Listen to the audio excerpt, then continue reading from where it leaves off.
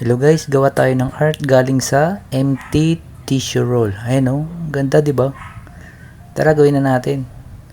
So, mga kailangan natin is kandila, glue stick, gunting, tsaka posporo.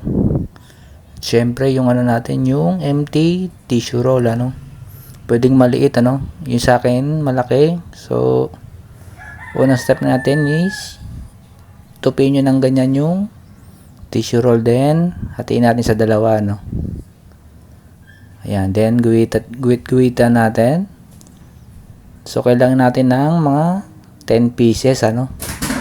So ayan siya, 10 pieces lahat yan, ano? Then kunin natin yung kandila tsaka glue stick, ano? Ayan, pagdidikit-dikitin natin sila lahat. Ayan, 10 piraso po yan, pagdidikit-dikitin natin. And then pag okay na, ayan, pagdikitin natin yung dalawang dulo.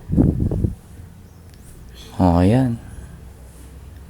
Ayan oh, kita nyo na ang ganda ng kinalabasan, di ba? So ayan, then pagkatapos niyan, kunin nyo yung kalahati. Ayan, guhitan nyo ulit, then gupitan natin, no? 10 piraso din ulit yung kailangan natin. So ayan, pag okay na, kunin natin yung gunting. Then, ikat nyo dyan sa isang banda, sa itaas nya. Then, kuha kayo ng stick. Ayan, i-roll nyo ng paganyan, magkabilaan, para mag-form siya ng heart. Ayan o, ganda diba? So, yan pag okay na.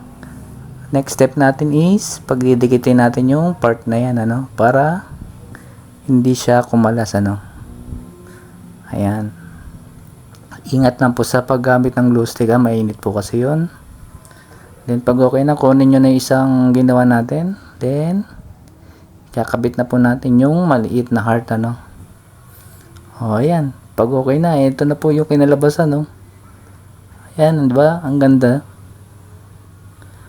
O, meron ka ng art mula sa empty tissue roll.